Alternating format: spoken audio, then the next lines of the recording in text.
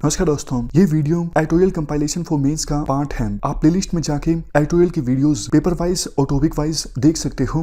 और अगर आप दिसंबर 2019 के बाद की वीडियोस को देखना चाहते हो तो वीडियो के नीचे मौजूद ज्वाइन बटन की सहायता से आप मेंबरशिप को ज्वाइन कर सकते हो। चलिए डिस्कशन स्टार्ट करते हैं। आप जीएस पेपर 2 के इस टॉपिक से आर्टिकल को रिलेट कर सकते हो। कंटेक्स्ट देखो ये है, इस बार का यानी 2019 का नोबेल पीस प्राइज दिया जाएगा इथियोपिया के प्रधानमंत्री अबी अहमद को। पहले आप एक बार लोकेशन देख लीजिए। इथियोपिया अफ्रीका के ईस्टर्न पार्ट में है। अफ्रीका का सेकंड मोस्ट पॉपुलेटेड देश है और ऊपर देश है अरिट्रिया। देखो पहले ये जो छोटा सा देश है इथियोपिया के ऊपर अरिट्रिया, ये इथियोपिया का पार्ट हुआ करता था, लेकिन 1991 में अरिट्रिया इथियोपिया से अलग हो गया, जैसे पाकिस्तान इंडिया से अलग हो गया 1947 में। जैसे देखो इंडिया और पाकिस्तान का बंटवारा ठीक से नहीं हो सका, दोनों देशों के बीच आज भी बॉर्डर डिस्प्यूट है। काफ़ी बार इंडिया और पाकिस्तान युद्ध भी लड़ चुके हैं। उसी प्रकार से अरिट्रिया और इथियोपिया के बीच युद्ध हुआ 1998 से लेकर 2000 के बीच। 80,000 से ज़्यादा लोग मारे गए और युद्ध खत्म होने के बाद भी अरिट्रिया और इथियोपिया के बॉर्डर पर तनाव बना रहता था, फायरिंग होती रहती थी और लोगों की जानें जाती रहती थी। एक बात देखो यहाँ पर यह भी बताने लायक है, इथियोपिया से अलग होने के बाद अरिट्रिया में निरंकुश शासन आ गया, यानी डिक्टेटरशिप आ गई। तो उन्होंने अरिट्रिया में कंस्क्रिप्शन लागू कर दिया।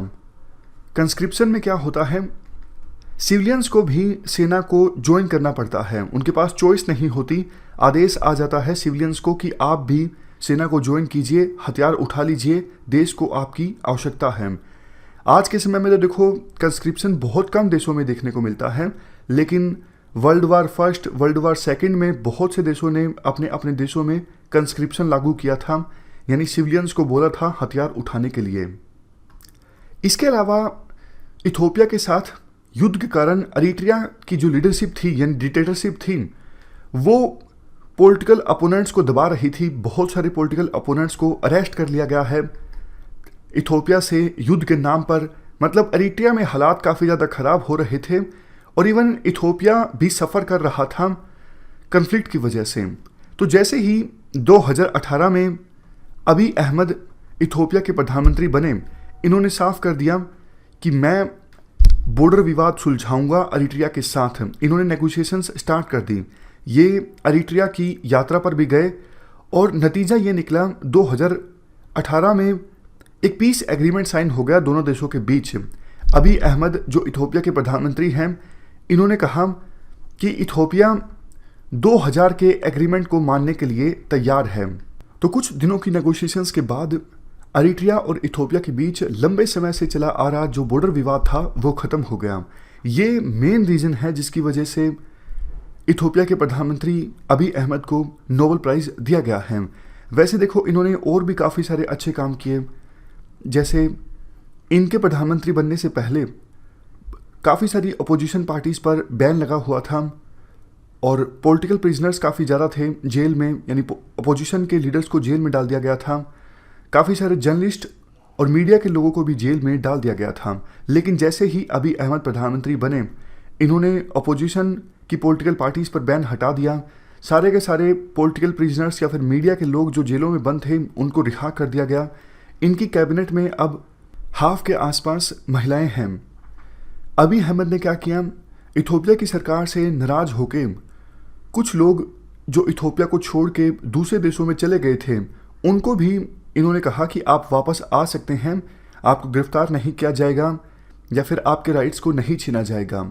इसके अलावा देखो जैसे इंडिया एक मल्टी एथनिक कंट्री है, बहुत सारे एथनिसिटी के लोग इंडिया में रहते हैं, उसी प्रकार से इथियोपिया भी एक मल्टी एथनिक कंट्री है।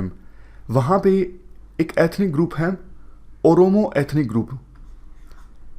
इस ग्रुप की तरफ से इथियोपिया से अलग होकर देश बनाने की मांग उठती रहती है, जबकि ये अबी अहमद जो हैं वो इसी एथनिक ग्रुप से आते हैं।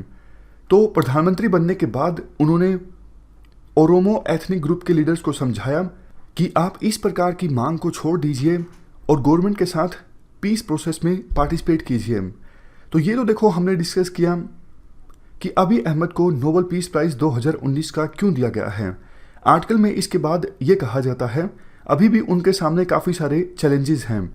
इथोपिया में देखो और भी काफ़ी सारे एथनिक ग्रुप्स हैं जो अलग से देश बनाना चाहते हैं, जो इथोपिया से अलग होना चाहते हैं।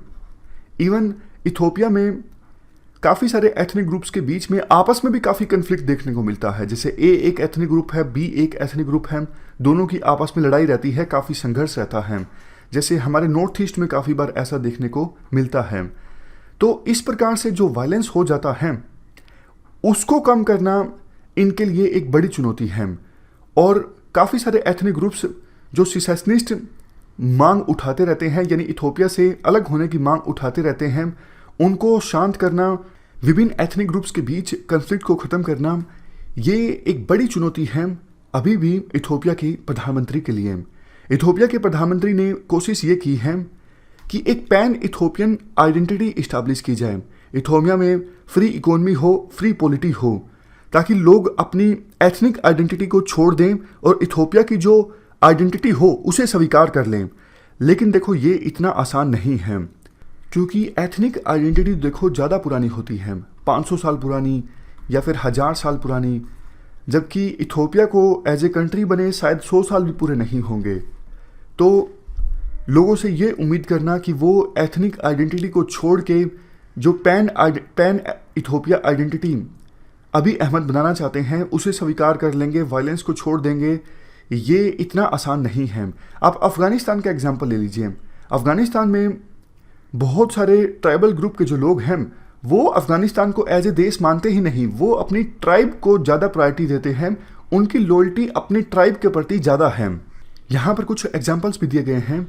जैसे देखो इथोपिया में ओरोमिया और अम्हारा रीजन ये अभी भी काफ़ी ज़्यादा टेंस्ड है, और इथोपिया के साउथ में दो एथनिक ग्रुप्स गैडियोज और गुजिया, इन दोनों के बीच कन्फ्लिक्ट चल रहा है।